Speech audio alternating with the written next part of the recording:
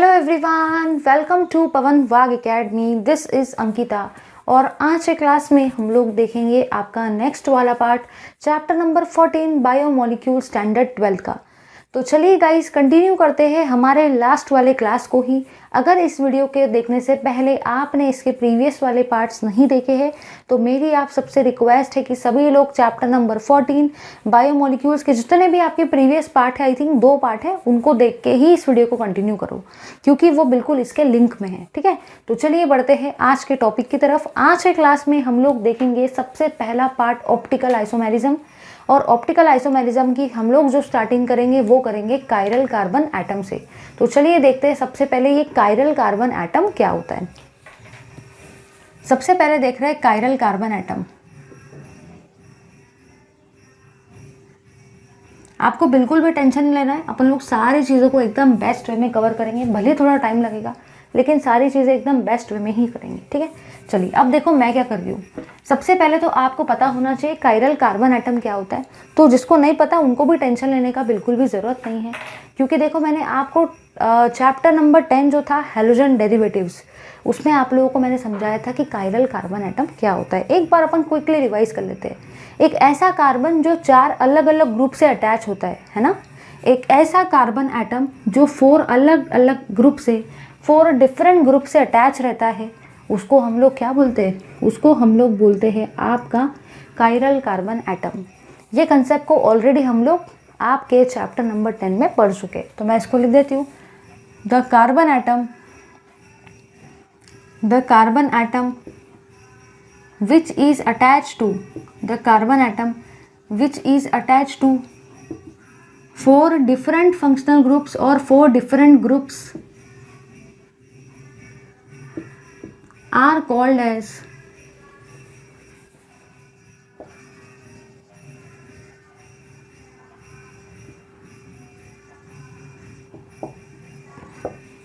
Chiral carbon atom. मतलब एक ऐसा कार्बन एटम जो आपके 4 डिफरेंट ग्रुप से अटैच हो, 4 अलग अलग ग्रुप से अटैच हो, उसी को आप लोग सारे के सारे क्या बोलते हो? Chiral carbon atom. चलिए अब हम लोग काउंट करते हैं कि कायरल कार्बन एटम को काउंट कैसे करेंगे। चलिए देखते हैं उस पार्ट को। ठीक है, चलिए ध्यान से देखेंगे सभी लोग। सबसे पहले मैं ग्लूकोज का स्ट्रक्चर ड्रॉ करती हूँ। देखो भाई, ग्लूकोज का स्ट्रक्चर कैसे ड्रॉ करते हैं, ज़रा सभी लोग यहाँ पे एकदम ध्यान देंगे कि ग्लूकोज का स्ट्रक्चर आपको कैसे ड्रॉ करना है। सबसे पहले आप लोग ऐसी एक सिंगल लाइन ड्रॉ करेंगे, 1 2 3 4। ये ऐसा सबसे पहले आपको फ्रेम ड्रॉ करना है। मैक्सिमम लोग क्या करते हैं, स्ट्रक्चर ड्रॉ करने के लिए फ्रेम ड्रॉ ही नहीं करते, बस लिखने चालू हो जाते, उनको पता नहीं चलता उन्होंने क्या क्या कितना ड्रॉ किया है। तो सबसे पहले आप क्या करो, एक ऐसी लंबी सी वर्टिकल लाइन को ड्रॉ करो और उसमें 4 छोटी छोटी हॉरिजॉन्टल लाइन को ड्रॉ करो। ठीक है, ये हुआ ग्लूकोज के लिए। अब एक और चीज़ देखते हैं। अगर मैं बात करती हूँ आपके ग्लूकोनिक एसिड के लिए, तो उसके लिए भी एक सीधी लाइन ड्रॉ करेंगे और उसमें टोटल 4 हॉरिजॉन्टल लाइन को ड्रॉ कर दो। ठीक है, अगर मैं बात करती हूँ आपके सैक्रिक एसिड के लिए, तो सैक्रिक एसिड के लिए भी आपको वैसा ही करना है, कुछ नया नहीं करना है। एक वर्टिकल लाइन ड्रॉ करेंगे और उसी के अंदर में आप लोग सारे के सारे 4 हॉरिजॉन्टल लाइन ड्रॉ करेंगे। तो अभी मैंने आपको ये बताया कि चाहे आपको ग्लूकोनिक एसिड का स्ट्रक्चर निकालना हो, या आपको ग्लूकोज का स्ट्रक्चर निकालना हो, या आपको सैक्रिक एसिड का स्ट्रक्चर निकालना हो, तो सबसे पहले एटम को मत लिखना। सबसे पहले आप लोग एक वर्टिकल लाइन को ड्रॉ करेंगे और उसमें टोटल 4 हॉरिजॉन्टल लाइन को ड्रॉ करेंगे। देखो, एक वर्टिकल और 4 हॉरिजॉन्टल, एक वर्टिकल और 4 हॉरिजॉन्टल, एक वर्टिकल और 4 हॉरिजॉन्टल। आपको बिल्कुल इसी तरीके से उसको करना है। ठीक है, अब देखो मैं क्या करने वाली हूँ। सबसे ऊपर आप लोग यहाँ पे लिखेंगे CHO और यहाँ पे क्या लिखेंगे, CH2OH। बीच में का जो काम है ना वो अभी करना ही नहीं है। सबसे पहले यहाँ CHO लिखो और यहाँ पे क्या लिखेंगे, CH2OH। ये हुआ आपके ग्लूकोज का स्ट्रक्चर। क्या कौन सा स्ट्रक्चर है भाई? ये ग्लूकोज का है। यहाँ पे हम लोग ड्रॉ करने वाले हैं ग्लूकोनिक एसिड का स्ट्रक्चर। यहाँ पे हम लोग क्या ड्रॉ करेंगे, यहाँ पे हम लोग ड्रॉ करेंगे आपके ग्लूकोनिक एसिड का स्ट्रक्चर, और यहाँ पे हम लोग ड्रॉ करने वाले हैं सैक्रिक एसिड का स्ट्रक्चर। अगर आपको याद होगा तो मैंने आप लोगों को बताया था कि ग्लूकोनिक एसिड में सिर्फ और सिर्फ ऊपर में ही COOH ग्रुप आता है, नीचे में COOH ग्रुप नहीं आता। आई होप सभी को ये चीज़ याद होंगी एकदम बेस्ट में। मैंने बताया था कि ग्लूकोज में ऊपर में CHO आता है और नीचे में CH2OH आता है। लास्ट वाले क्लास में मैंने आपको ग्लूकोनिक एसिड का स्ट्रक्चर भी बताया था, और ग्लूकोनिक एसिड के स्ट्रक्चर में मैंने आपको लास्ट वाले क्लास में ये बताया था कि हमेशा ऊपर में कौन सा ग्रुप आता है, COOH ग्रुप, नीचे में एज इट इज रहेगा। सिर्फ और सिर्फ ऊपर में ही ग्रुप चेंज होता है, कौन सा आता है, COOH ग्रुप। अगर मैं बात करती हूँ सैकरिक एसिड की, तो सैकरिक एसिड में लास्ट वाले क्लास में मैंने आपको बताया था कि ऊपर में भी COOH ग्रुप आता है और नीचे में भी आपका COOH ग्रुप आता है। आई होप सभी को ये पॉइंट एकदम बेस्ट में याद होगा, ठीक है। तो ग्लूकोज में ऊपर में CHO, नीचे में CH2OH। सैकरिक एसिड में सिर्फ और सिर्फ एक ही बार ऊपर में COOH ग्रुप आता है, नीचे में एज इट इज रहेगा ग्लूकोनिक एसिड में। और सैकरिक में क्या रहता है, दोनों तरफ ऊपर और नीचे COOH ग्रुप होते हैं। अब देखो आपको क्या करना है, सबसे पहले आप लोग लिखेंगे HOH, ठीक है। यहाँ पे आपको इतना याद रखना है HOH। अब उसके बाद में आप लोग क्या करेंगे, OHH और फिर HOH। ध्यान से देखो, पहले HOH, फिर HOH, फिर OHH, फिर HOH, मतलब ये वाला सीरीज देखो कंटिन्यू रखना है, HOH, अब क्या करेंगे OHH और फिर HOH, ठीक है। जैसा इसमें किया ना, डुप्लीकेट वैसा ही इसमें करना है, डुप्लीकेट वैसा ही इसमें करना है। देखो इसमें भी वैसा ही करूँगी, H इधर है, OH इधर है, हाँ भाई, HOH, HOH, बिल्कुल उसके जैसे ही करना है, OHH, OHH। इस OH को आप ऐसा भी लिख सकते हो, चलता है, पहले O लिखो, पहले H लिखो, मीनिंग तो सेम ही है। फिर क्या है, HOH as it is same. अब यहाँ पर भी देखो मैं कैसे लिखूंगी, HOH,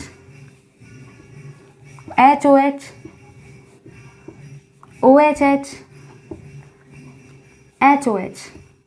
तो आई होप कि सभी को ये पॉइंट समझ रहा है कि मैं किस तरीके से कर रही हूँ। तो आपको करना कुछ भी नहीं है, सबसे पहले मैंने ग्लूकोज, ग्लूकोनिक एसिड और सैकरिक एसिड का स्ट्रक्चर आपको बताया।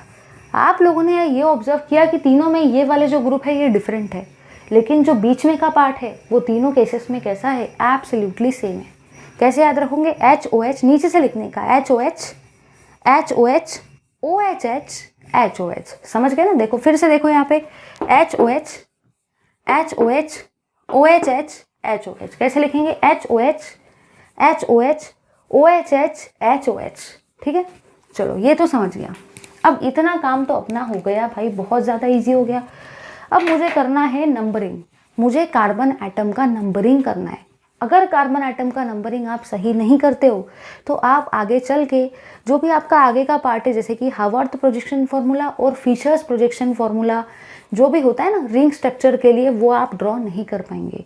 उसको ड्रॉ करने के लिए आपको कार्बन एटम को नंबर्स देते आने चाहिए। तो चलिए हम लोग देखते हैं कि कैसे क्या हम लोग कार्बन एटम का नंबरिंग करते हैं ग्लूकोज में, ग्लूकोनिक एसिड में और सैकरिक एसिड में।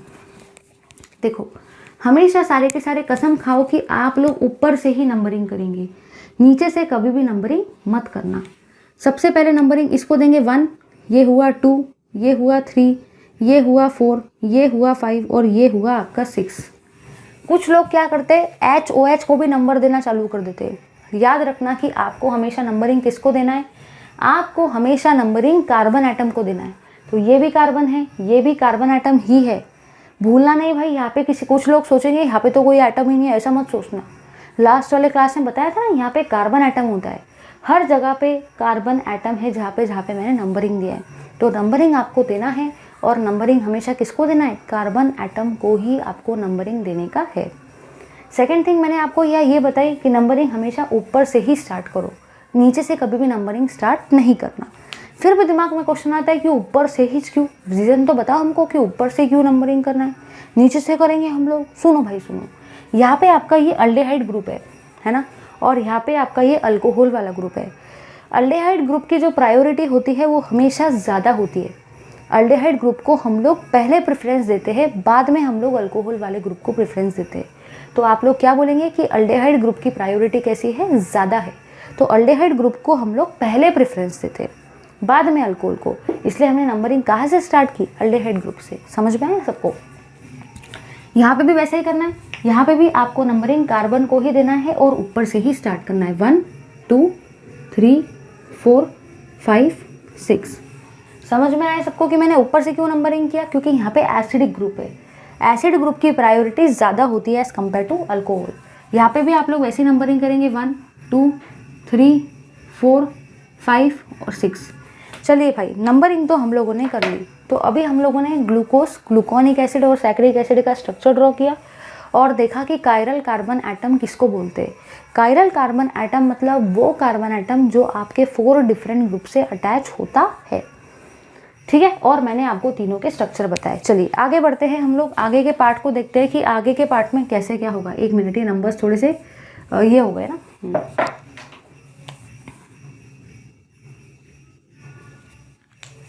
चलिए भाई, अब सभी लोग यहाँ पे एकदम ध्यान से देखो। अगर आप लोग देखते हो यहाँ पे, अगर आप लोग इस कार्बन को देखते हो तो ये जो कार्बन है ये पहले तो इस ग्रुप से अटैच है और एक OH ग्रुप से अटैच है, लेकिन ये वाला कार्बन 2 हाइड्रोजन से अटैच है। ये दोनों के दोनों हाइड्रोजन कैसे हो गए? सेम हो गए। यहाँ पे ये दोनों के दोनों हाइड्रोजन कैसे हो गए? सेम हो गए। तो क्या ये कायरल है? क्योंकि कायरल की कंडीशन क्या है?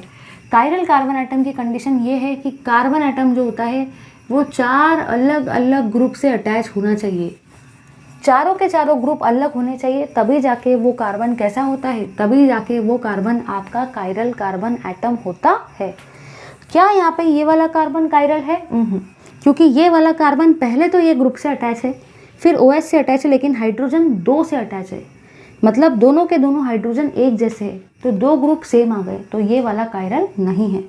ये भी कायरल नहीं है क्योंकि ये भी उसका डुप्लीकेट है, ठीक है। अब ज़रा इधर आओ।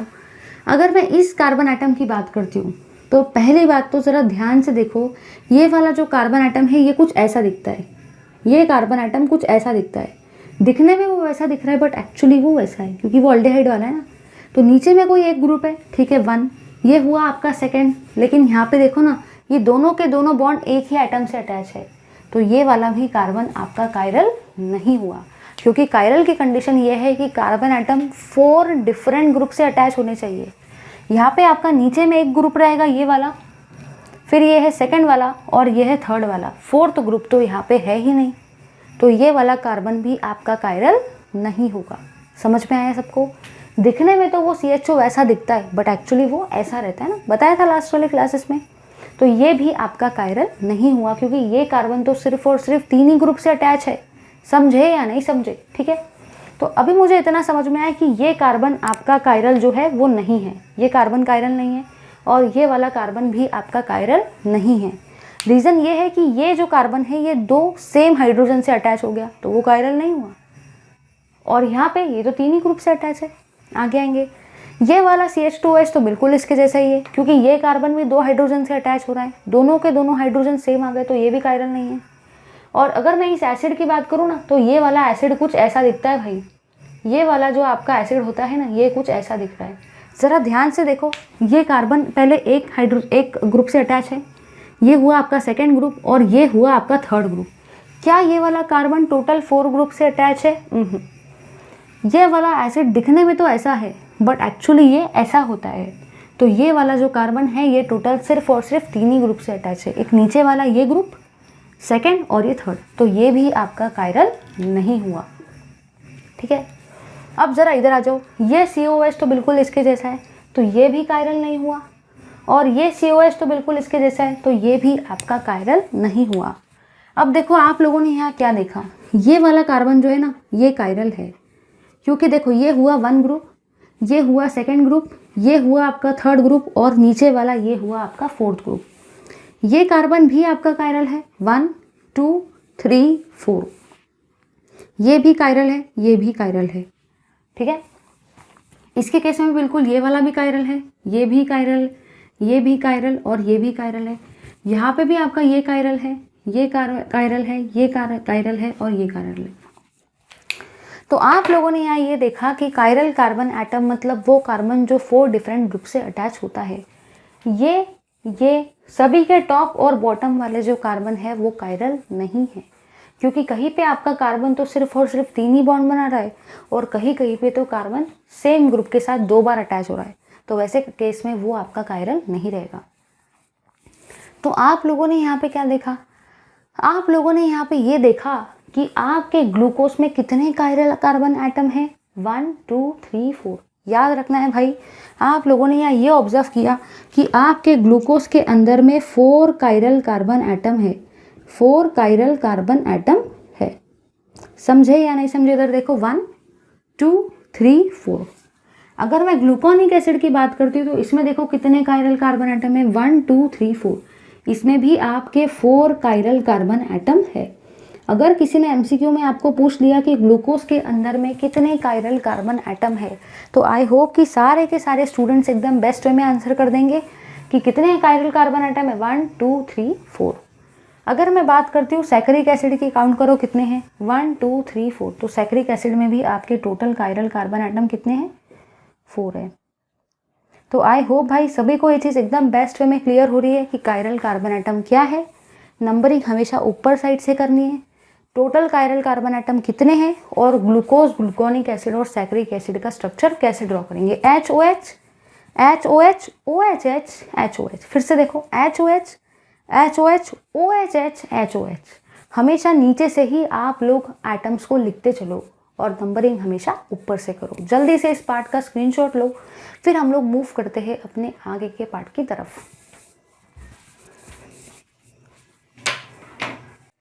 अब देखो भाई, अगर मैं टेक्स्ट बुक की बात करती हूँ, टेक्स्ट बुक वालों ने क्या किया, पहले ऑप्टिकल आइसोमेरिज्म इन ग्लूकोज को एक्सप्लेन किया और बाद में उन्होंने डीएल कॉन्फ़िगरेशन को एक्सप्लेन किया। लेकिन वैसा होना नहीं चाहिए। मेरे हिसाब से पहले डीएल कॉन्फ़िगरेशन को इंट्रोड्यूस करवाना चाहिए था उन्होंने, और उसके बाद में उन्होंने ऑप्टिकल आइसोमेरिज्म इन ग्लूकोज को समझाना चाहिए था। बट उन्होंने वैसा नहीं किया।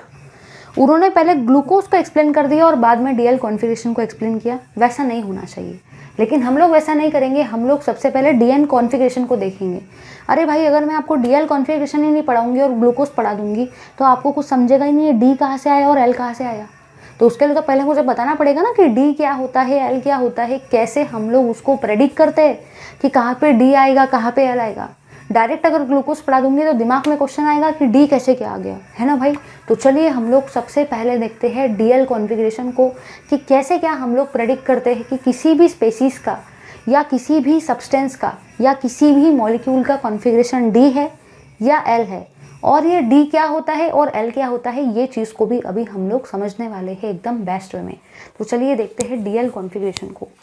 तो अभी हम लोग देख रहे हैं भाई आपका डीएल कॉन्फ़िगरेशन, कि ये डीएल कॉन्फ़िगरेशन क्या होता है, इसको हम लोग समझ रहे हैं। सभी लोग यहाँ पे एकदम ध्यान से देखेंगे भाई कि डीएल कॉन्फ़िगरेशन क्या होता है। ठीक है, ध्यान से देखो, एकदम ध्यान से समझो। सबसे पहली चीज़ हम लोग देख रहे हैं भाई डी को। सबसे पहली चीज़ हम लोग क्या कर रहे हैं, सबसे पहली चीज़ हम लोग देख रहे हैं डी कॉन्फ़िगरेशन को। याद रखना भाई, डी कॉन्फ़िगरेशन को हम लोग छोटा डी भी लिखते हैं। मतलब आप डी कॉन्फ़िगरेशन को कैपिटल डी भी लिख सकते हो और आप डी कॉन्फ़िगरेशन को छोटा डी भी लिख सकते हो, जैसा आपको लगता है। इसी के अलावा आप इसको प्लस से भी रिप्रेजेंट करते हो। तो याद रखना है, डी कॉन्फ़िगरेशन को आप कैपिटल डी भी लिख सकते हो, डी कॉन्फ़िगरेशन को आप छोटा डी से भी रिप्रेजेंट कर सकते हो, या डी कॉन्फ़िगरेशन को आप प्लस से भी रिप्रेजेंट कर सकते हो। ठीक है, कैसा भी चलेगा, ऐसा कंपलसरी नहीं है कि कैपिटल डी लगाओ या छोटा डी लगाओ या प्लस लगाओ, सभी चीज़ें चलती है। तो मैं क्या करती हूँ, मैं इसको ऐसा लिख देती हूँ ऑप्शन में, ताकि आपको क्लियर कट आइडिया मिल जाए। आप इसको ये ऐसा डी भी लिख सकते हो, ठीक है, या तो आप इसको छोटा डी भी लिख सकते, या तो आप इसको प्लस भी लिख सकते। ठीक है, इसका मतलब होता है डेक्स्ट्रो-रोटेटरी। इसका मतलब क्या होता है, डेक्स्ट्रो-रोटेटरी। अब कुछ लोग सोच रहे होंगे डेक्स्ट्रो-रोटेटरी नाम जाना पहचाना सा लग रहा है। अरे भाई, आपको तो डेक्स्ट्रो-रोटेटरी नाम जाना पहचाना सा तो लगेगा ही ना। आपका जो भी चैप्टर नंबर 10 था हाइड्रोजन डेरिवेटिव, उसमें मैंने आप सबको बताया था ना कि डेक्स्ट्रो-रोटेटरी क्या होता है, लेवो-रोटेटरी क्या होता है। याद करो भाई सारे के सारे, टेंशन मत लो, रिवाइज कर लेंगे। फिर एक जो होता है सेकेंड फॉर्म, उसको आप कैपिटल एल से भी रिप्रेजेंट कर सकते हो, उसको आप छोटे एल से भी रिप्रेजेंट कर सकते हो, और उसको आप माइनस से भी रिप्रेजेंट कर सकते हो। इसी का मतलब क्या होता है पता है, इसी का मतलब होता है भाई आपका लेवो-रोटेटरी। क्या होता है, लेवो-रोटेटरी। तो एक होता है आपका डेक्स्ट्रो-रोटेटरी और सेकंड होता है आपका लेवो-रोटेटरी। डेक्स्ट्रो का स्पेलिंग डी से स्टार्ट हो रहा है, डी से स्टार्ट हो रहा है भाई, इसलिए यहाँ पे कैपिटल डी भी लगा सकते, छोटा डी भी लगा सकते और प्लस। लेवो का स्पेलिंग एल से स्टार्ट हो रहा है, इसलिए आप कैपिटल एल भी लगा सकते, छोटा एल भी लगा सकते, और भाई वहीं पे आप लोग सारे के सारे माइनस भी लगा सकते हो। ठीक है, आई होप सभी को ये पॉइंट क्लियर हो गया। तो चलिए एक बार क्विकली रिवाइज करते हैं कि डेक्स्ट्रोरोटेटरी क्या होता है। मैंने आप लोगों को बताया था एक ऐसे आइसोमर जो आपके प्लेन पोलराइज लाइट को राइट साइड में रोटेट करते हैं, है ना। एक ऐसे आइसोमर जो आपके प्लेन जो होता है प्लेन पोलराइज लाइट का उसको राइट साइड में रोटेट करते हैं, वो आइसोमर्स को आप लोग क्या बोलते हो, डेक्स्ट्रोरोटेटरी आइसोमर, है ना। और मैंने आप लोगों को बताया था कि लेवोरोटेटरी की स्पेलिंग में ही एल आ रहा है और एल का मतलब ही क्या हुआ, लेफ्ट। तो एक ऐसे आइसोमर जो आपके plane of plane polarise light को रोटेट करते हैं टुवर्ड्स द लेफ्ट साइड, उसको आप लोग क्या बोलते हो, लेवोरोटेटरी। ये मैंने आपको उस वक्त एक्सप्लेन किया था।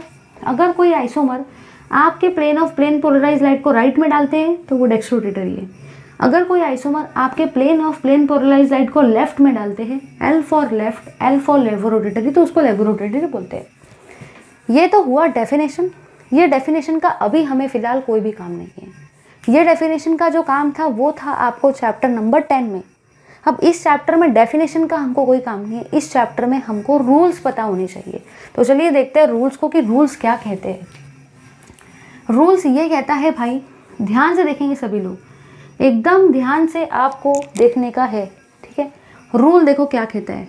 रूल ये कहता है, देखो भाई रूल क्या कहता है, ये रूल स्पेसिफिकली मैंने बनाए, ये आपको किसी को बताने की ज़रूरत नहीं है, ये सिर्फ आपको याद रखना है, ठीक है। रूल देखो क्या कहता है, अगर CH2OH के सबसे पहले देखो आपको करना क्या है, सबसे पहले CH2OH ग्रुप के ऊपर वाले कार्बन को देखो। सबसे पहले CH2OH ग्रुप के ऊपर वाले कार्बन को देखो। सबसे पहले आपको क्या करना है, CH2OH ग्रुप के ऊपर वाले कार्बन को देखने का है। ये सबसे पहला रूल है आपका कि सबसे पहले अगर आपको कोई भी मॉलिक्यूल के अंदर में बताना है कि उसका कॉन्फ़िगरेशन D है या उसका कॉन्फ़िगरेशन L है, तो आप लोग क्या करेंगे, सबसे पहले CH2OH ग्रुप के ऊपर वाले कार्बन को सारे के सारे देखेंगे। यहाँ पे भी आपका वही वाला रूल है, यहाँ पे भी आपको वही रूल अप्लाई करना है। सबसे पहले क्या करेंगे, सबसे पहले CH2OH ग्रुप के ऊपर वाले कार्बन को देखेंगे, ऊपर वाले कार्बन को देखेंगे। बस यही काम करना है भाई, याद रखना है कि सबसे पहले आप लोग CH2OH ग्रुप के ऊपर वाले कार्बन को देखेंगे। अब देखो उसमें आपको क्या करना है, रूल नंबर 2 देखो क्या कहता है। रूल नंबर 2 आपका ये कहता है, अगर वो कार्बन पे OH group right hand side पे है, राइट हैंड साइड पे, तो वो डेक्स्ट्रोरोटेटरी है। क्या है भाई, वो डेक्स्ट्रोरोटेटरी है, ठीक है। तो सबसे पहले आपको क्या करना है, CH2OH ग्रुप के ऊपर वाले कार्बन को देखना है। बस पहला काम वही करना है, दोनों केसेस में आपको वही काम करना है कि सबसे पहले CH2OH ग्रुप के ऊपर वाले कार्बन को आपको देखना है। अगर वो कार्बन में, मतलब अगर CH2OH ग्रुप के ऊपर वाले कार्बन में आपका OH group right hand side में है, तो आप लोग उसको क्या बोलेंगे, डेक्स्ट्रोरोटेटरी। अब देखो रूल नंबर 2 क्या कहता है यहाँ का, अगर अच्छे से लिखती हूँ भाई मैं हिंदी, अगर वो कार्बन पे OH ग्रुप जो है, अगर वो कार्बन पे आपका जो OH ग्रुप है वो लेफ्ट हैंड साइड में है, लेफ्ट हैंड साइड, तो वो लेवोरोटेटरी है। क्या है भाई, लेवोरोटेटरी। याद रखना है इस चीज़ को। तो मैंने आपको ये बताया कि 2 फॉर्म होते हैं, डेक्स्ट्रोरोटेटरी और लेवोरोटेटरी, ये दोनों कॉन्फ़िगरेशन है। एक को हम लोग डेक्स्ट्रोरोटेटरी बोलते हैं। अब उसका स्पेलिंग D से स्टार्ट हो रहा है, तो आप उसको कैपिटल D से भी रिप्रेजेंट कर सकते हो, आप उसको छोटे d से भी रिप्रेजेंट कर सकते हो, और आप उसको प्लस साइन से भी रिप्रेजेंट कर सकते हो। अब डेक्स्ट्रोरोटेटरी का उल्टा क्या होता है, लेवोरोटेटरी। लेवोरोटेटरी का स्पेलिंग L से स्टार्ट हो रहा है, तो आप उसको कैपिटल L से भी रिप्रेजेंट कर सकते हैं। चलता है, ऐसा कुछ नहीं कि कैपिटल L ही चलेगा, ऐसा कुछ नहीं है। आप उसको छोटे L से भी रिप्रेजेंट कर सकते हो, आप उसको माइनस साइन से भी रिप्रेजेंट कर सकते हो। अगर एक प्लस है तो दूसरा माइनस ही रहेगा। दोनों केस में आपको सबसे पहले CH2OH ग्रुप के ऊपर वाले कार्बन को देखना है। चलो देखते हैं भाई, ध्यान से देखेंगे सभी लोग, एकदम ध्यान से, सभी को यहाँ पे एकदम ध्यान से देखना है। हम लोग कुछ एग्जाम्पल्स डिस्कस कर लेते हैं जिससे आपको एकदम बेस्ट वे में सारी चीज़ें क्लियर हो जाएगी। अगर यही पहचानते नहीं आएगा तो मैं आपको ऑप्टिकल एक्टिविटी कैसे पढ़ाऊंगी कंपाउंड्स की, है कि नहीं।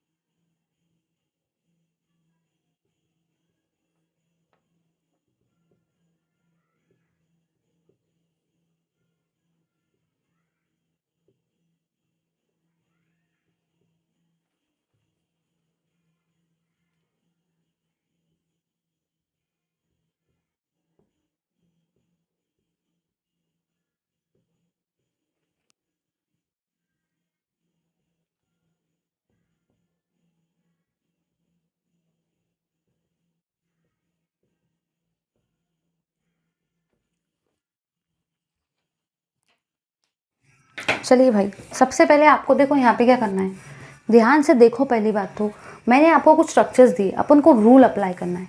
रूल नंबर 1 क्या कहता है, डी या एल कॉन्फ़िगरेशन बताना किसी भी चीज़ का बहुत ज़्यादा आसान है, बहुत ज़्यादा ईजी है, लेकिन सबसे पहले तो रूल नंबर 1 पता होना चाहिए। रूल नंबर 1 क्या कहता है कि सबसे पहले आप लोग CH2OH ग्रुप के ऊपर वाले कार्बन को ही देखेंगे।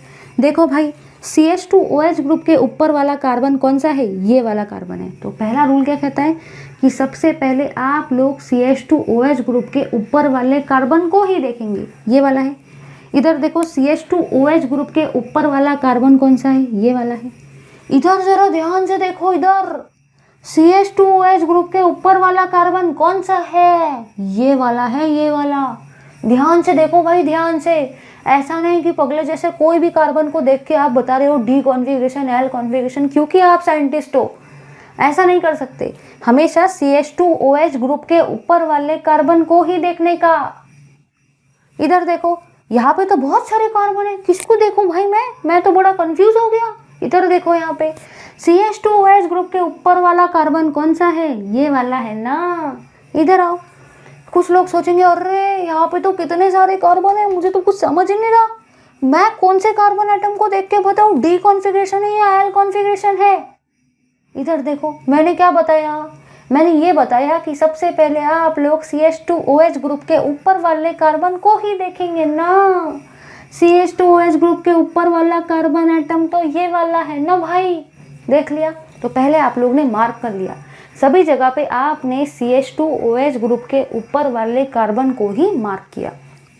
चलो बड़े आगे, फिर मैंने आपको क्या बताया, ये वाला काम तो हो गया, पहला रूल आपने अप्लाई कर दिया। अब सेकंड रूल देखो क्या कहता है, अगर वो कार्बन एटम पर, अगर CH2OH ग्रुप के ऊपर वाले कार्बन एटम पर OH group right hand side पे है तो वो क्या रहेगा, तो वो रहेगा डेक्स्ट्रोरोटेटरी। याद रखना, अगर आपका OH ग्रुप जो है वो राइट हैंड साइड पे है, राइट हैंड साइड पे, तो वो क्या रहेगा, तो वो रहेगा डेक्स्ट्रोरोटेटरी।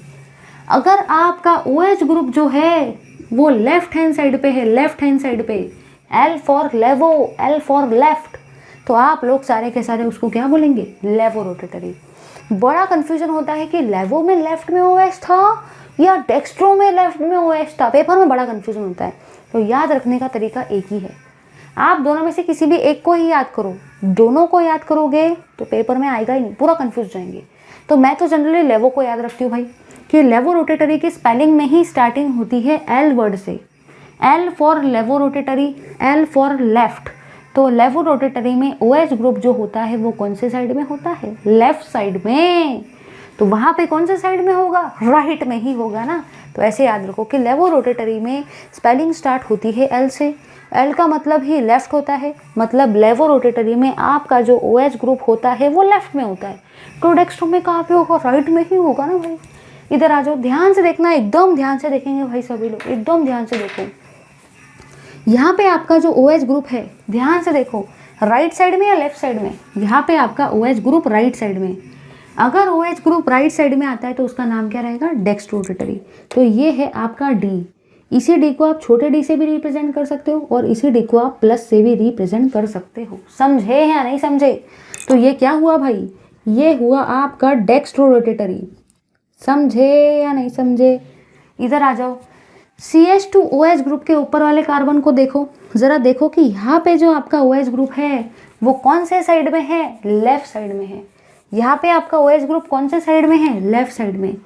अगर आपका OH ग्रुप लेफ्ट साइड में आता है, लेफ्ट साइड में, तो वो आपका क्या रहेगा, लेवोरोटेटरी। तो इसको आप छोटे एल से भी रिप्रेजेंट कर सकते हो, कैपिटल एल से भी रिप्रेजेंट कर सकते हो, माइनस से भी रिप्रेजेंट कर सकते हो, और ये आपका क्या हुआ भाई, लेवोरोटेटरी।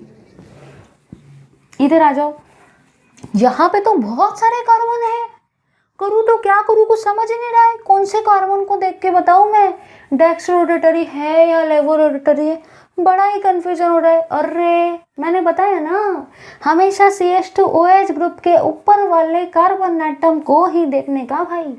इधर देखो सारे के सारे, यहाँ पे आपका OH ग्रुप कौन से साइड में है, राइट साइड में।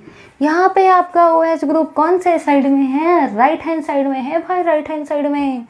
अगर OH ग्रुप राइट में आता है तो क्या रहेगा, डेक्स्ट्रोरोटेटरी, कैपिटल डी या छोटा डी या प्लस और डेक्स्ट्रोरोटेटरी। इधर देखो सारे के सारे, CH2OH ग्रुप के ऊपर वाले कार्बन एटम को ही देखने का भाई, OH ग्रुप कौन से साइड में है, आपका तो OH group right hand side में है। अगर OH group right hand side में आते हैं तो क्या रहता है, डेक्स्ट्रोरोटेटरी। तो ये रहेगा आपका कैपिटल डी या छोटा डी या प्लस या डेक्स्ट्रोरोटेटरी। कैसे भी लिख सकते हो, ऐसा नहीं कि ऐसा ही लिखना है वैसा ही लिखना है, कैसे भी लिखो। इधर आ जाओ, CH2OH ग्रुप के ऊपर वाले कार्बन में आपका जो OH ग्रुप था वो कौन से साइड में है भाई, लेफ्ट साइड में। और अगर आपका जो OH ग्रुप है वो लेफ्ट साइड में आता है तो आप लोग उसको क्या बोलते हो, लेवोरोटेटरी। तो इसको आप कैपिटल एल से भी रिप्रेजेंट कर सकते हो, छोटे एल से भी रिप्रेजेंट कर सकते हो, माइनस से भी रिप्रेजेंट कर सकते हो, या तो आप इसको सीधा सीधा लेवोरोटेटरी भी लिख सकते हो। तो आई होप सभी को ये पॉइंट एकदम बेस्ट में क्लियर हुआ है कि एल कब लिखना है, डी कब लिखना है, कैसे कैसे अलग अलग लेटर से हम लोग उसको रिप्रेजेंट कर सकते हैं।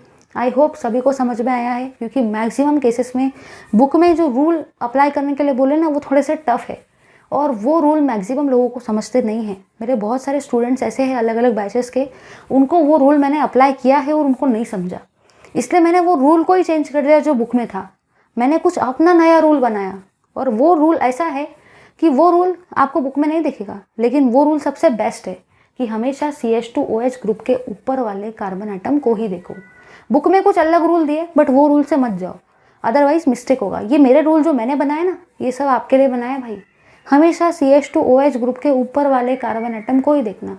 अगर OH ग्रुप राइट में है तो डेक्स्ट्रो, अगर OH ग्रुप लेफ्ट में है, L for left, L for laevorotatory. समझे या नहीं समझे? जल्दी चलो इस पार्ट का स्क्रीनशॉट। चलिए भाई, सबसे पहले तो हम लोग एक क्वेश्चन कर रहे हैं। आप लोग ये मत सोचना कि मैंने ग्लूकोज को पढ़ाया ही नहीं और क्वेश्चन पे चली गई, ऐसा मत सोचना भाई। चाहे टफ हो चाहे इजी हो, सारी चीज़ें अपने लिए तो इजी है ना, अपन सब एक्सप्लेन करेंगे, बिल्कुल टेंशन मत लो। आप लोग सारे के सारे आ जाओ सबसे पहले पेज नंबर 303 पर। पहले क्वेश्चन को डिस्कस करते हैं, बाद में ही मैं ग्लूकोज को स्विच करती हूँ, क्योंकि मुझे आपका डेक्स्ट्रो और लेवोरोटेटरी वाला कंसेप्ट एकदम क्लियर करवाना है, तभी जाके तो मैं आपको वो सारी प्रॉपर्टीज़ उसकी पढ़ा पाऊंगी ना, कि कौन डेक्स्ट्रो होता है कौन लेवो होता है। अगर डायरेक्ट प्रॉपर्टीज़ पढ़ा दी और ये नहीं पता कि डेक्स्ट्रो क्या होता है लेवो क्या होता है, तो क्या समझेगा आपको। तो पेज नंबर 303 पे आओ, एक क्वेश्चन को करते हैं जो ब्लू कलर में यहाँ पे दे रखा है। पेज नंबर 303 के हम लोग डिस्कस कर रहे हैं भाई प्रॉब्लम नंबर 4.2 को, 14.2 को हम लोग डिस्कस कर रहे हैं। वो बोल रहा है असाइन DL कॉन्फ़िगरेशन। क्या बोल रहा है वो बोल रहा है आपको असाइन करो DL कॉन्फ़िगरेशन को। आपको DL कॉन्फ़िगरेशन को असाइन करना है कि कॉन्फ़िगरेशन क्या होगा। देखो पहले उसने क्या दिया है, उसने आपको एक एग्जाम्पल दिया है ये वाला। हम लोग उस एग्जाम्पल को लिखते हैं, उसने कैसा क्या लिखा है इस एग्जाम्पल को, ठीक है। ये उसने लिखा है 3 O's। क्या लिखा है इसने? 3 O's लिखा है, ठीक है। और यही 3 O's पे इसने क्या किया है, H OH OH H, ये पहली चीज़ लगाई है। और इधर आपने उसने आपको सेकंड वाला एग्जाम्पल दिया है कोई दूसरा, CHO, CH2OH, OHH, OHH, OHH। ठीक है, ध्यान से देखना भाई, उसने क्या किया है। उसने आपको बोला है, एक उसने आपको थ्रियोज दिया है और एक उसने आपको राइबोज दिया है। ऐसे उसने आपको दो टाइप के कंपाउंड दिए हैं, क्वेश्चन के अंदर में ही दिया है, प्रॉब्लम 14.2 में, जो कि दिए रखा है पेज नंबर 303 पर। उसने ये थ्रियोज और राइबोज दिया और उसने बोला है पहचानो भाई कि ये डेक्स्ट्रो रोटेटरी है या लेवो रोटेटरी है। तो आ जाओ अपने पार्ट पर। पहला रूल क्या बताया था कि हमेशा आप लोग CH2OH ग्रुप के ऊपर वाले कार्बन एटम को ही देखेंगे। यह है भाई, इधर भी आ जाएंगे, हमेशा CH2OH ग्रुप के ऊपर वाले कार्बन एटम को ही देखने का। ये बाकी कार्बनों पर आपकी नजर भी नहीं जानी चाहिए भाई, समझे या नहीं समझे। हमेशा CH2OH ग्रुप के ऊपर वाले कार्बन एटम को ही देखने का भाई। चलिए ये तो देख लिया, अब क्या करना है। अब देखो भाई, अगर आपका CH2OH ग्रुप के ऊपर वाले कार्बन पर OH group right hand side पे है, राइट हैंड साइड पे, तो वो आपका क्या रहेगा, वो आपका रहेगा डेक्स्ट्रो रोटेटरी। समझे या नहीं समझे। इसी डेक्स्ट्रो रोटेटरी को आप लोग कैसे लिखेंगे, ऐसा भी लिख सकते हैं डेक्स्ट्रो रोटेटरी। इसका नेचर कैसा है, डेक्स्ट्रो रोटेटरी नेचर का है वो। अगर आपके CH2OH ग्रुप के ऊपर वाले कार्बन एटम में OH ग्रुप जो है ना, अगर वो लेफ्ट हैंड साइड पे है, लेफ्ट हैंड साइड पे, L for left, L for लेवो रोटेटरी, तो उसी को आप L से भी रिप्रेजेंट कर सकते हो और इसी को आप क्या बोल सकते हो भाई, लेवो रोटेटरी। समझ में आ गया। तो हमेशा CH2OH ग्रुप के ऊपर वाले कार्बन एटम को ही देखेंगे। अगर OH ग्रुप राइट में है तो डेक्स्ट्रो और OH ग्रुप लेफ्ट में है तो लेवो। तो ये हुआ आपका प्रॉब्लम नंबर 14.2। आई होप सभी को क्लियर हो गया है। चलिए अब मूव करते हैं ग्लूकोज की प्रॉपर्टीज की तरफ में। जल्दी से इस पार्ट का स्क्रीनशॉट लो। चलिए भाई, अब हम लोग देख रहे हैं ऑप्टिकल आइसोमेरिज्म इन ग्लूकोज। चलिए देखते हैं ऑप्टिकल आइसोमेरिज्म इन ग्लूकोज। अब ज़रा इधर सभी लोग यहाँ पे ध्यान से देखेंगे। अगर आपको पेपर में ऑप्टिकल आइसोमेरिज्म इन ग्लूकोज पूछा जाता है तो सबसे पहले तो आपको याद रखना है कि जो भी पॉइंट आप लिखोगे सिस्टमैटिकली पॉइंट वाइज लिखने हैं। ऐसा नहीं कि थोड़ा सा थ्योरी लिख दिया पगले जैसे, वैसा नहीं लिखना है। पॉइंट वाइज सिस्टमैटिकली उस चीज़ को लिखना पड़ेगा, सबसे पहली थिंग। सेकेंड थिंग वहाँ पे ये है कि आपको ग्लूकोज का स्ट्रक्चर भी देना पड़ेगा, उसमें कार्बन एटम को भी मार्क करना पड़ेगा, बताना पड़ेगा कि कौन से कायरल कार्बन एटम है। तो आई होप सभी को ये पॉइंट क्लियर हो गया है कि आप जब भी ऑप्टिकल आइसोमेरिज्म इन ग्लूकोज को एक्सप्लेन करेंगे तो सारे के सारे पॉइंट भी एक्सप्लेन करना है, ग्लूकोज का स्ट्रक्चर भी देना है। ठीक है। अब दिमाग में क्वेश्चन आता है कि बुक में तो इतनी सारी थ्योरी दे रखी है, हम क्या इतनी सारी थ्योरी रखेंगे। अरे भाई टेंशन क्यों लेते हो, जब अंकिता हो साथ तो टेंशन लेने की क्या बात। मैं आप लोगों को कुछ ऐसे पॉइंट्स लिखा के दूंगी जो पेपर में अगर आते हैं तो वैसे के वैसे ही पॉइंट लिखना, पूरे के पूरे मार्क मिलेंगे। ठीक है। तो चलिए देखते हैं, समझते हैं ऑप्टिकल आइसोमेरिज्म इन ग्लूकोज को। तो सबसे पहली और सबसे काम की चीज़, आपको जो फर्स्ट पॉइंट लिखना है वो ये है कि जो भी आपका ग्लूकोज है ना, glucose is an optically active compound. सबसे पहला और सबसे काम का पॉइंट कि जो भी आपका ग्लूकोज है ना, ग्लूकोज वो एक ऑप्टिकली एक्टिव कंपाउंड है। अब दिमाग में क्वेश्चन आता है ये ऑप्टिकली एक्टिव कंपाउंड क्या चीज़ है। याद रखना है एक ऐसा कंपाउंड जिसमें कायरल कार्बन एटम होते हैं, जिसमें कम से कम एक भी अगर कायरल कार्बन एटम होगा ना तो आप उसको क्या बोलेंगे, ऑप्टिकली एक्टिव कंपाउंड। ठीक है। अब कायरल कार्बन एटम मुझे मत पूछना क्योंकि सबसे पहले आज के क्लास में मैंने वही पढ़ा है, मुझे पता था जो जो काम में आने वाला है वो मैंने पहले ही पढ़ा दिया। अब जरा इधर देखो, अगर मैं ग्लूकोज के स्ट्रक्चर को ड्रॉ करती हूँ, सभी लोग यहाँ पे एकदम ध्यान से देखेंगे भाई। हम लोग क्या कर रहे हैं ना, हम लोग आपके ग्लूकोज के स्ट्रक्चर को ड्रॉ कर रहे हैं। चलिए भाई देखते हैं अपने ग्लूकोज के स्ट्रक्चर को। देखो कैसे बताया था, ऊपर में CHO, नीचे में CH2OH, HOH, HOH, फिर क्या बताया था भाई OHH, और फिर क्या बताया था HOH। तो याद रखना है अगर आप लोग ग्लूकोज का स्ट्रक्चर ड्रॉ करते हो तो ऊपर में आएगा CHO, नीचे में आएगा CH2OH, HOH, HOH, OHH, HOH। ठीक है। चलिए ये तो हो गया। फिर मैंने आपको थोड़ी देर पहले ये भी बताया था कि ग्लूकोज में ये वाला कार्बन तो कायरल नहीं होता है क्योंकि ये 3 बॉन्ड बनाता है, और ये वाला कायरल कार्बन एटम भी नहीं होता है क्योंकि यहाँ पे दोनों के दोनों हाइड्रोजन सेम है। मैंने आपको ये बताया था कि ये कार्बन कायरल होता है, ये कार्बन कायरल होता है, ये कार्बन कायरल होता है, और ये वाला कार्बन आपका कायरल होता है। उसी के अलावा मैंने आपको ये भी बताया था कि नंबरिंग हमेशा हम लोग ऊपर वाले कार्बन एटम से ही करते हैं। तो 3 पॉइंट जो मैंने पहले बताए थे वही पॉइंट को मैं फिर से लिख रही हूँ कि हमेशा पहले ग्लूकोज का स्ट्रक्चर लिखो, HOH, HOH, OHH, HOH, हमेशा नंबरिंग ऊपर से दो, और ये वाले जो कायरल कार्बन एटम है ना, बस ये 4 ही है। क्या इसमें कम से कम एक कायरल कार्बन एटम है? हाँ, एक से ज़्यादा रहे तो बहुत ही बढ़िया बात है, लेकिन क्या ये ग्लूकोज के स्ट्रक्चर में कम से कम एक कायरल कार्बन एटम है? हाँ ना भाई, है ना, एक कायरल कार्बन एटम, क्या 4 कायरल कार्बन एटम है? तो आपका जो ग्लूकोज है वो क्या हुआ? ऑप्टिकली एक्टिव कंपाउंड हुआ। समझ गए ना ऑप्टिकली एक्टिव कंपाउंड मतलब क्या होता है? चलिए आगे देखते हैं। जो भी आपका ग्लूकोज होता है ना, ग्लूकोज हैज़ ऑप्टिकल रोटेशन। देखो ग्लूकोज का जो ऑप्टिकल रोटेशन होता है ना, उसका वैल्यू क्या होता है? आपके ग्लूकोज का ऑप्टिकल रोटेशन का वैल्यू देखो भाई क्या होता है, उसका वैल्यू होता है आपका +52.7 डिग्री। हमेशा याद रखना है कि ऑप्टिकल आइसोमेरिज्म को हम लोग डिनोट करते हैं अल्फा से, और ऑप्टिकल आइसोमेरिज्म हमेशा हम लोग काय में एक्सप्रेस करते हैं? डिग्री में। ऑप्टिकल आइसोमेरिज्म को हमेशा हम लोग अल्फा वर्ड से रिप्रेजेंट करते हैं, और उसको हम लोग हमेशा डिग्री में रिप्रेजेंट करते हैं। देखो तीसरी चीज़ आपने यहाँ पे क्या देखी? तीसरी चीज़ देखो भाई, आप लोग यहाँ पे क्या देखते हो? आप लोगों ने यहाँ ये देखा कि आपको हमेशा CH2OH ग्रुप के ऊपर वाले कार्बन एटम को ही देखने का है। हमेशा CH2OH ग्रुप के ऊपर वाले कार्बन एटम को ही देखेंगे। यहाँ पे आपका OH ग्रुप जो है वो कौन से साइड में है? राइट हैंड साइड में। और अगर आपका जो OH ग्रुप है वो राइट हैंड साइड में आता है तो आप लोग सारे के सारे उसको क्या बोलते हो? डेक्स्ट्रोरोटेटरी। क्या बोलते हैं भाई? सारे के सारे उसको डेक्स्ट्रोरोटेटरी बोलते हैं। तो आप लोगों ने यहाँ पे थर्ड पॉइंट ये देखा,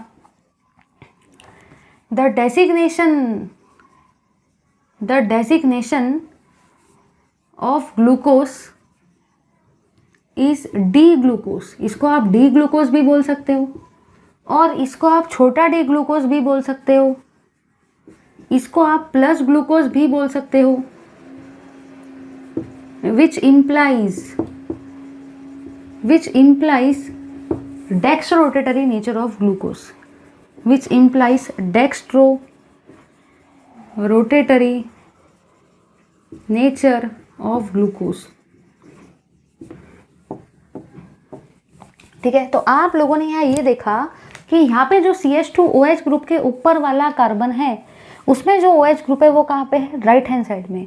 और अगर आपके CH2OH ग्रुप के ऊपर वाले कार्बन में OH group right hand side में है तो आप लोग सारे के सारे उसको क्या बोलते हो? डेक्स्ट्रोरोटेटरी बोलते हो भाई। इसलिए मैंने यहाँ पे क्या लिखा? The designation of glucose is D glucose, और छोटा डी ग्लूकोज, और plus glucose, which implies dextrorotatory nature of glucose. समझ में आया सबको? ये डेक्स्ट्रोरोटेटरी है, और डेक्स्ट्रोरोटेटरी को हम लोग अलग अलग वर्ड से रिप्रेजेंट करते हैं। कैपिटल डी से भी रिप्रेजेंट कर सकते हैं, बताया था ना अभी। छोटे डी से भी रिप्रेजेंट कर सकते हैं, प्लस साइन से भी रिप्रेजेंट कर सकते हैं। ठीक है, ये 3 अलग अलग वे है जिससे आप डेक्स्ट्रोरोटेटरी वाले ग्लूकोज को रिप्रेजेंट कर सकते हो। अब देखो फोर्थ पॉइंट क्या कहता है?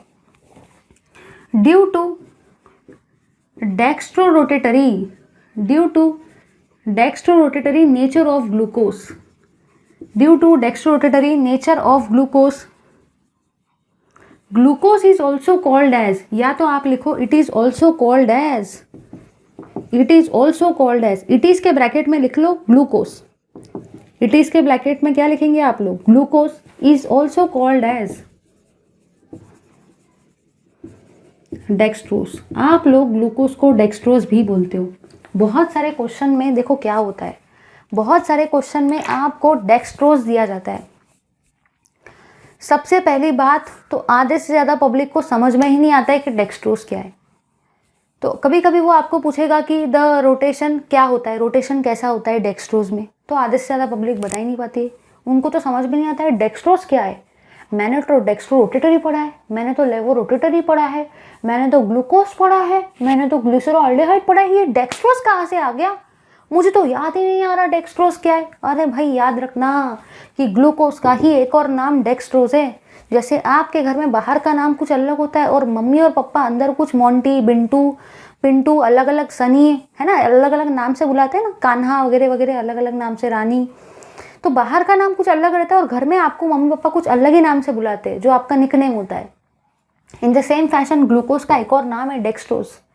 सबको ग्लूकोज पता है, इसलिए एग्जामिनर चालाकी करता है, वो आपको पूछेगा explain the optical isomerism in dextrose, तब क्या करेंगे? तब आपको याद रखना है कि ग्लूकोज का ही एक और नाम डेक्स्ट्रोज है। अब ग्लूकोज का एक और नाम डेक्स्ट्रोज कहाँ से आया? क्योंकि आपका जो ग्लूकोज है वो डेक्स्ट्रो रोटेटरी है, उसमें सिर्फ और सिर्फ एक ही फॉर्म दिखता है डेक्स्ट्रो रोटेटरी। ग्लूकोज में एल फॉर्म कभी नहीं मिलता, ग्लूकोज में हमेशा सिर्फ और सिर्फ डी फॉर्म ही मिलता है। ग्लूकोज हमेशा डेक्स्ट्रो रोटेटरी फॉर्म में ही होता है, इसलिए ग्लूकोज का एक और नाम क्या पड़ा फिर? डेक्स्ट्रोज। एक पॉइंट आपने यहाँ नोटिस नहीं किया बट मैं नोटिस करवाती हूँ, ये वाला जो आपका ऑप्टिकल रोटेशन का वैल्यू है ना, ये कैसा है भाई? ये ऑप्टिकल रोटेशन का वैल्यू पॉजिटिव है, पॉजिटिव। पॉजिटिव से आपको याद रखना है कि यहाँ पे साइन भी कैसा है? पॉजिटिव। और पॉजिटिव साइन मतलब ही कैपिटल डी या छोटा डी मतलब ही डेक्स्ट्रोज। समझ में आया? ऑप्टिकल रोटेशन के साइन से हम लोग पहचानते हैं डेक्स्ट्रो है या लेवो है, क्योंकि अपन थोड़ी देख सकते क्या आपको मॉलिक्यूल दिखता है अपनी आंखों से? अब मॉलिक्यूल ही नहीं दिखता तो क्या आपको OH ग्रुप दिखेंगे उसके अंदर के? अगर OH ग्रुप ही नहीं देखेंगे तो क्या आप अपनी आंखों से बता सकते कि वो डेक्स्ट्रो है या लेवो है? नहीं बता सकते। तो आप ये वैल्यू से पहचानते हो कि क्या वो डेक्स्ट्रो है या लेवो है। समझो भाई, ये वैल्यू प्लस है, प्लस। प्लस का मतलब हुआ प्लस ग्लूकोज, मतलब ही हुआ डेक्स्ट्रो रोटेटरी, मतलब ही हुआ कैपिटल डी ग्लूकोज, या तो हुआ आपका छोटा डी ग्लूकोज। समझे या नहीं समझे? समझने की कोशिश करो भाई इसको। तो याद क्या रखना है कि ग्लूकोज एक ऑप्टिकली एक्टिव कंपाउंड है, क्योंकि उसमें कम से कम एक तो कायरल कार्बन एटम होना चाहिए, और यहाँ पे तो 4 कायरल कार्बन एटम है। कायरल कार्बन एटम की तो भाई बरसात हो रही है यहाँ पे, तो ये तो ऑप्टिकली एक्टिव कंपाउंड रहेगा। ऑप्टिकल रोटेशन का वैल्यू मतलब ही अल्फा का वैल्यू प्लस 52.7 है, प्लस आ रहा है प्लस, तो वो प्लस रहेगा डेक्स्ट्रो। और डेक्स्ट्रो रोटेटरी ही होता है, ग्लूकोज हमेशा डेक्स्ट्रो रोटेटरी ही होता है। कभी भी लेवो वाला ग्लूकोज एग्जिस्ट नहीं करता, हमेशा डेक्स्ट्रो वाला ही एग्जिस्ट करता है, इसलिए ग्लूकोज का एक और नाम क्या आया? डेक्स्ट्रोज। जल्दी से इस पार्ट का स्क्रीनशॉट लो, ये पॉइंट तो लिखेंगे, ये डायग्राम को भी देने का, ठीक है? लो भाई जल्दी से स्क्रीनशॉट लो। चलिए भाई, जैसे कि अभी हम लोगों ने देखा ऑप्टिकल आइसोमेरिज्म इन ग्लूकोज, तो अब हम लोग देख रहे हैं उसी के आगे का part optical isomerism in glyceraldehyde. तो चलिए भाई देखते हैं ऑप्टिकल आइसोमेरिज्म इन ग्लिसरॉल्डिहाइड। कुछ लोगों को लग रहा होगा कि ऑप्टिकल आइसोमेरिज्म को डबल से पढ़ाया जा रहा है। भाई डबल से नहीं पढ़ा रहे, अभी थोड़ी देर पहले देखा था ऑप्टिकल आइसोमेरिज्म इन ग्लूकोज, और अभी हम लोग क्या देख रहे हैं? Optical isomerism in glyceraldehyde. चलिए देखते हैं ग्लिसरॉल्डिहाइड क्या चीज़ है भाई। दिमाग में बड़े क्वेश्चन आते हैं, ग्लिसरॉल्डिहाइड क्या है? देखो भाई, सारे के सारे जरा इधर देखो, एकदम ध्यान से देखने का भाई, एकदम ध्यान से। हम लोग क्या देख रहे हैं? हम लोग देख रहे हैं ग्लिसरॉल्डिहाइड को, ठीक है? ये है आपका H, ये है OH, ये है OH, ये है H, ठीक है? CHO, CHO, CH2OH, CH2OH, ठीक है भाई? अब सभी लोग यहाँ पे ध्यान से देखेंगे। आप लोगों को अगर पेपर के अंदर में पूछा जाता है explain the optical isomerism in glyceraldehyde, तो आप लोग सबसे पहले तो ये स्ट्रक्चर बताएंगे, और जो पॉइंट्स मैं कुछ लिखा के दे रही हूँ वो आपको लिखना है, ठीक है?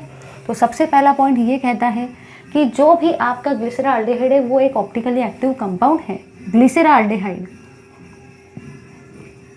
Glyceraldehyde is an optically active compound. ये कैसा है? ग्लिसरॉल्डिहाइड जो है ना भाई, वो आपका एक ऑप्टिकली एक्टिव कंपाउंड है। दिमाग में क्वेश्चन आता है कि हमारा ग्लिसरॉल्डिहाइड जो है वो ऑप्टिकली एक्टिव कंपाउंड कैसे हुआ? ध्यान से देखो, आपका ये वाला कार्बन तो कायरल नहीं है, जब भी बताया था ना CHO तो सिर्फ और सिर्फ तीन ही ग्रुप से अटैच होता है इस कार्बन, तो नहीं होगा। ये CH2OH भी कायरल कार्बन एटम नहीं, क्योंकि यहाँ पे 2 हाइड्रोजन सेम आ गए। ये भी कायरल नहीं है, ये भी कायरल नहीं है। तो आपका कायरल क्या है, आपका जो कायरल है ना वो ये वाला है, ये भी कायरल नहीं है, ये भी नहीं है, ये भी नहीं है, ये भी नहीं है, लेकिन ये वाला कार्बन कायरल है, क्योंकि ये वाला जो कार्बन है वो 4 अलग अलग ग्रुप से अटैच है। ये वाले कार्बन को देखो भाई, क्या आपका ये वाला कार्बन कायरल है? हाँ, क्यों? क्योंकि ये वाला जो कार्बन है ये भी 4 डिफरेंट ग्रुप से अटैच है। तो अगर आपका कार्बन एटम 4 डिफरेंट ग्रुप से अटैच होता है तो आप लोग सारे के सारे उसको क्या बोलते हो? Chiral carbon atom. क्या ग्लिसरॉल्डिहाइड में कम से कम एक कायरल कार्बन एटम है? हाँ। क्या ग्लिसरॉल्डिहाइड में कम से कम एक कायरल कार्बन एटम है? हाँ। तो आपका ग्लिसरॉल्डिहाइड कैसा रहेगा? Optically active compound. चलिए अब देखो आगे मैं क्या बता रही हूँ। It has 2 enantiomers. आपका जो ग्लिसरॉल्डिहाइड है ना उसको टोटल 2 टाइप के एनेंशियोमर होते हैं। देखो मैंने यहाँ पे ड्रॉ किया है, आपके ग्लिसरॉल्डिहाइड को ये 2 एनेंशियोमर्स होते हैं।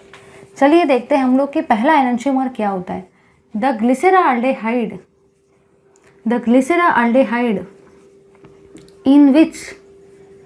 in which the OH group attached to the chiral carbon atom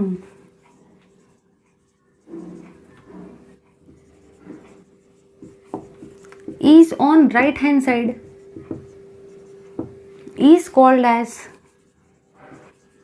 D-glyceraldehyde और छोटा डी ग्लिसरॉल्डिहाइड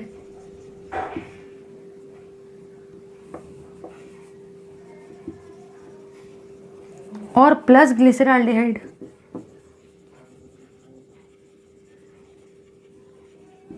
ठीक है। अब ये पॉइंट को भी लिख लेती हूँ फिर समझा के देती हूँ, ठीक है। The glyceraldehyde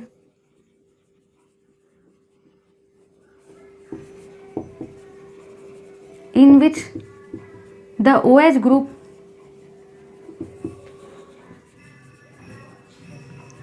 attached to chiral carbon atom is on left hand side is called as L-glyceraldehyde और छोटा L ग्लिसरॉल्डिहाइड